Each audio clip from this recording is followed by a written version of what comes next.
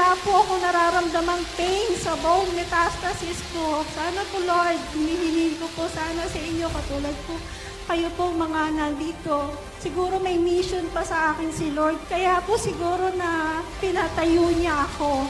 Siguro gusto ni Lord na ako yung maging buhay na testimony na stage 4, bone metastasis.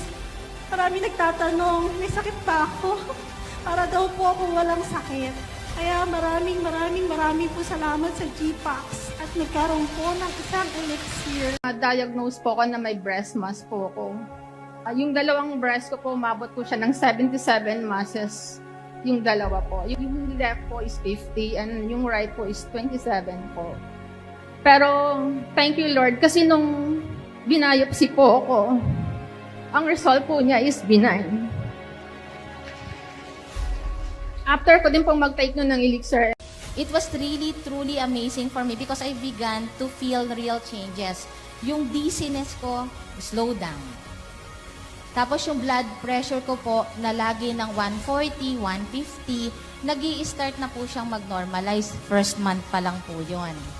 And then, yung triglycerides ko, sugar, uric acid, it started to go down. I am talking with my own experience. More energetic. Would you believe na as of now, I can